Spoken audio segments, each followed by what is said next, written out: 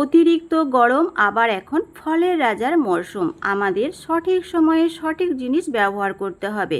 আসসালামু আলাইকুম এভরিওয়ান, আমি জেসমিন। আজ বানাবো আম দই। চলো শুরু করি।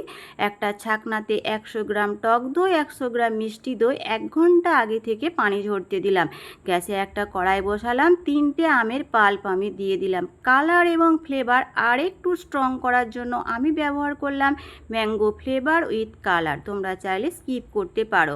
পাল্পটা মিডিয়াম আছে 5 থেকে 7 মিনিট আমাদের রান্না করে নিতে হবে, দিয়ে ঠান্ডা করতে দিতে হবে। আর একটা কড়াইয়ে দিয়ে দিলাম 1 লিটার লিকুইড দুধ, 300 গ্রাম চিনি।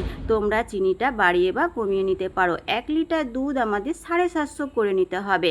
তারপর ম্যাঙ্গো পাল্পটা ঠান্ডা হয়ে যাবার পরে তার সঙ্গে মিশিয়ে দিলাম পানি ঝরিয়ে রাখা দই। খুব স্মুথভাবে আমাদের মেশাতে হবে। তারপর গাঢ় করে রাখা দুধটা ঢেলে দিলাম।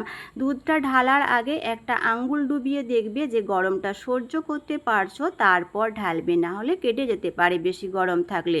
দইটা জমানোর জন্য আমি একটা মাটির ভাঁড় নিলাম, মাটির ভাঁড়ে আমি ঢেলে দিলাম।